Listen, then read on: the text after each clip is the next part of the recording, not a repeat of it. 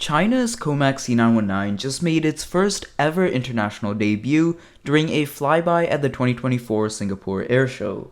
The C919, a narrow-body airliner designed to compete with the 737 MAX and A320neo, initially began development way back in 2008 and first made headlines last year when it entered service with China Eastern. But since then, everyone kind of forgot about it, that is, until a 737 MAX's door plug blew off at 16,000 feet. The American aerospace manufacturer, long renowned for their high standards of engineering and safety, has seen its reputation unravel in recent years. Right now, things aren't looking good for Boeing. Even though the FAA's temporary grounding of certain 737 MAX aircraft has been lifted, production of new MAXs continue to be on hold. This has resulted in Boeing receiving a measly 3 orders in the entire month of January, while its rival Airbus received more than 10 times as much. And to cap it all off, Boeing recently discovered improperly drilled holes in some of their 737 MAXs, further delaying the deliveries of about 50 aircraft. So this could not have come as better timing for Comac to launch the C919 internationally, considering that Boeing is currently in the middle of a full-blown manufacturing crisis. In fact, in a rather unusual move, Boeing isn't even displaying any commercial aircraft during the show this year, since they're too busy screwing bolts back onto their 737 MAX's door plugs. This has enabled Comac for the first time ever to share the spotlight alongside Airbus, prompting speculation as to whether the C919 could actually become a viable alternative to the Boeing-Airbus duopoly. After all, many prominent airlines have expressed frustration with Boeing over safety issues and the resulting delays in deliveries. Major operators of the 737 MAX such as Southwest and United are even considering canceling their 737 MAX orders altogether in favor of the A320 family. But even Airbus is facing long delays due to the A320's immense backlog caused by supply chain issues. Simply put, there's just not enough parts being made to build planes quickly enough to keep up with airlines' orders. So the two dominant aircraft makers struggling to deliver their planes on time to airlines who need them gives Comac the perfect opportunity to pitch itself as an alternative. Of course, airlines like Lufthansa and United are probably going to stick to Boeing and Airbus regardless, simply because of geopolitical tensions between Western nations and China, but that's hardly an issue for Comac because China alone is projected to account for a whopping 20% of all aircraft deliveries within the next 2 decades.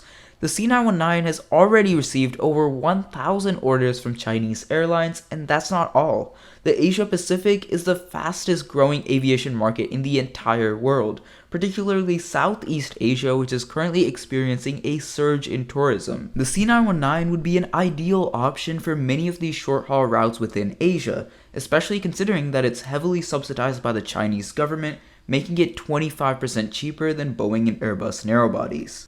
But while there's potential demand for the C919, let's not forget that the C919 lags behind its Boeing and Airbus counterparts in several key areas of performance. It can't fly nearly as far or hold as many passengers and is considered to be much less efficient.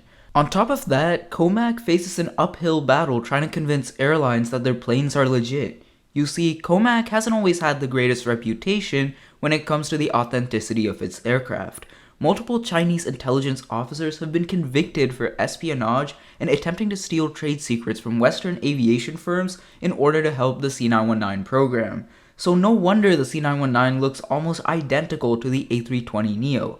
But not only is the plane's design copied, but 90% of the components that make it up are sourced abroad. From the aircraft's CFM International engines to its American-made flight controls, almost everything that keeps the plane in the air is imported from outside China. This is pretty ironic because after all, the whole reason China designed and built the C919 was to achieve self-sufficiency in aviation and not have to rely on foreign-made aircraft. So unless China figures out how to make their own engines and flight controls, the supply chain issues plaguing Boeing and Airbus will hurt Comac as well. Not to mention the fact that the US government can just ban these suppliers from exporting to China in the first place. But perhaps the C919's biggest challenge is simply the fact that Comac is a newcomer to an industry long dominated by 2 major players. Despite receiving over 1,000 orders, only 4 C919s have been delivered so far. Even if Comac is able to set up new production lines and reach their goal of manufacturing 150 aircraft per year by the end of the decade, they would still lag far behind Boeing and Airbus.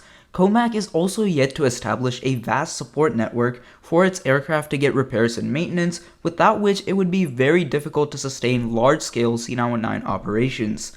All of that is going to take a while to happen because developing and mass-producing planes is pretty dang hard. After all, it took Comac nearly 15 years just to get the C919 off the ground, despite not even coming up with their own design. Besides, the C919 still hasn't received its type certification by EASA, so it has little to no brand reputation out of China, whereas Airbus and even Boeing to a large extent, despite their current issues, are trusted by airlines to deliver high-quality aircraft. To sum it all up, while there's definitely potential demand for the jet, the C919 faces many production challenges and still needs a while before it can gain credibility internationally. But that's not to say that it can't compete with the two giants in the long term, especially when you consider that China is investing billions to ramp up production.